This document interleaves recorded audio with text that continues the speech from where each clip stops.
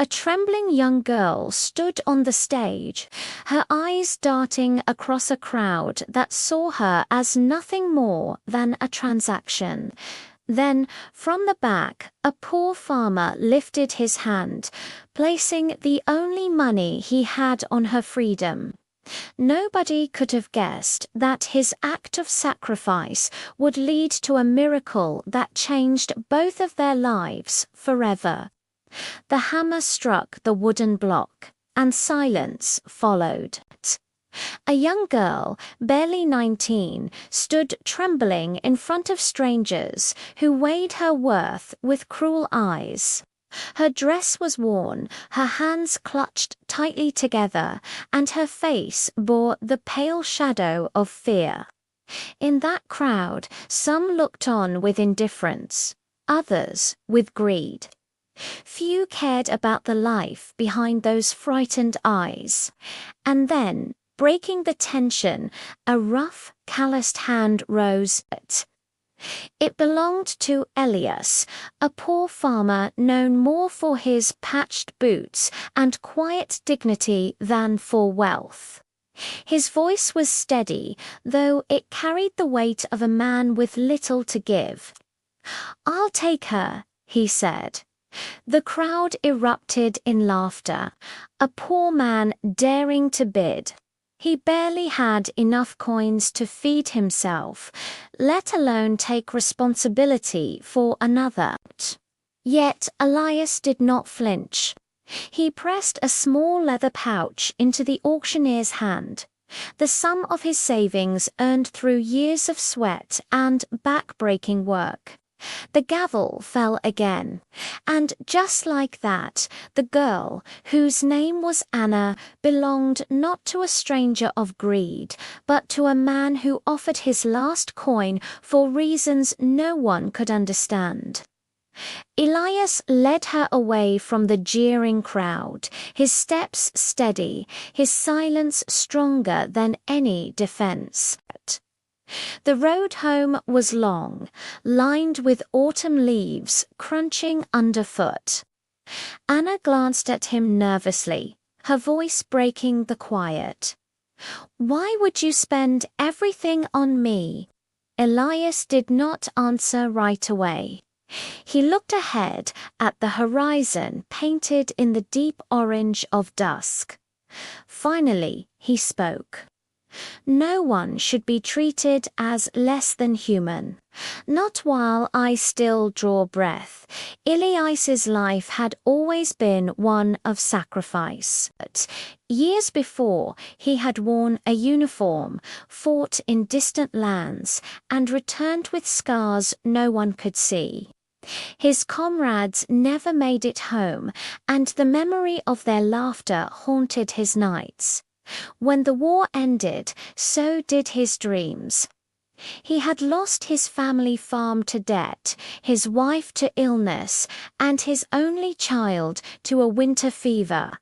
The world had taken much from him, yet it had not taken his belief that dignity was worth more than gold. He lived alone now, in a crooked wooden house that smelled of earth and firewood, surrounded by fields that yielded little but enough to keep him alive. To the villagers, he was a man forgotten by fortune.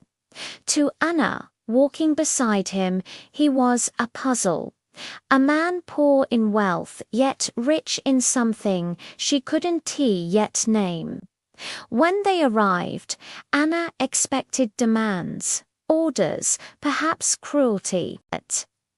Instead, Elias showed her the small cot by the fire, offered her a bowl of warm broth, and left her to rest.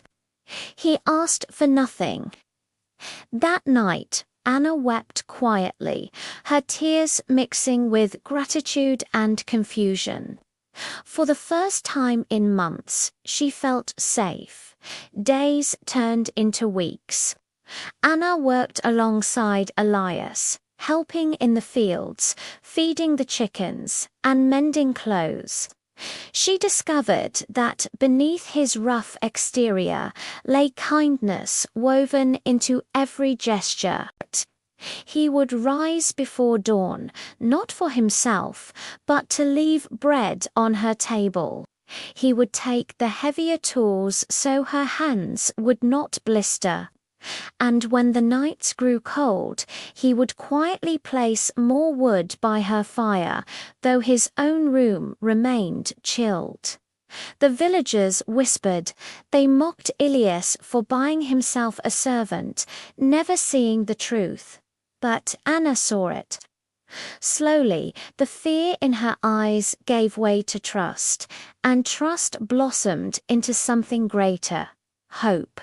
Conflict brewed when word spread to Elias's estranged relatives. They had long waited for his passing, eager to claim the land he still owned. Seeing Anna by his side, they accused her of scheming, of taking advantage of an old man's pity. Their words were sharp, their stares colder than steel. At the village square, they confronted him. "She's using you," one sneered. "You waste your life and money on a stranger when your blood should inherit what little you have left." Elias did not raise his voice. He stood firm, his weathered hands folded in front of him, his silence heavier than their accusations. The crowd watched. Some nodded in agreement with his relatives. Others looked away, unwilling to stand for what was right. Anna lowered her head, shame burning her cheeks, though she had done no wrong. In that moment, Elias spoke, his voice steady as stone. "Blood makes us relatives, but kindness makes us family." The square fell silent. Winter arrived, harsh and merciless. Snow buried the village, and food grew scarce. Elias, already frail, fell ill. His cough rattled through the small house, each breath a battle. Anna cared for him as he had cared for her, fetching water from the frozen well, preparing herbs, sitting by his side through the endless nights. One evening he grasped her hand, his voice weak but clear.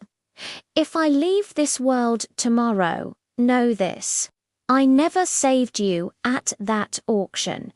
You saved me. You gave me back a reason to live." Tears welled in Anna's eyes. She whispered back, "And you gave me back my dignity." As spring thawed the snow, Elias's strength returned slowly, but he was never quite the same.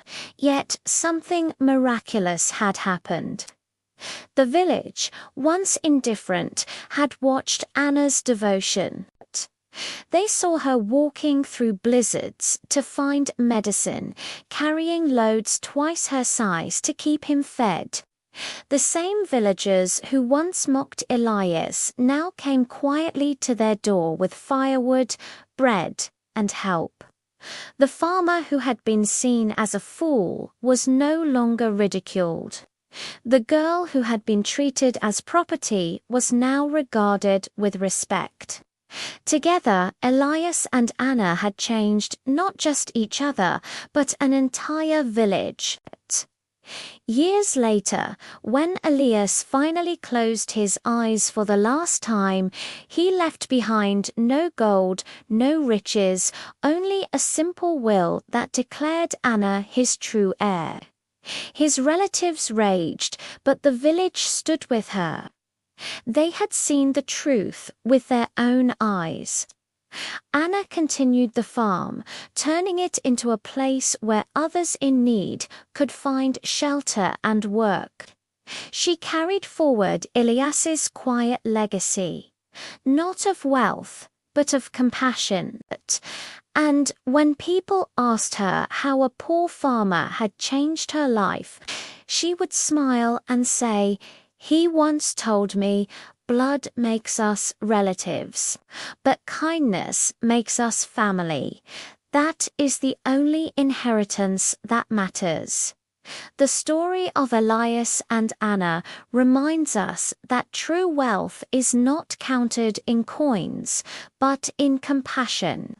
A poor farmer gave up everything he had and in return gained something no riches could buy: dignity, love, and legacy. What about you? Do you believe kindness can build stronger families than blood ever could? Share your thoughts in the comments. I read every one. If this story touched your heart, please like, share, and subscribe for more unforgettable stories of silent heroes and the miracles they leave behind.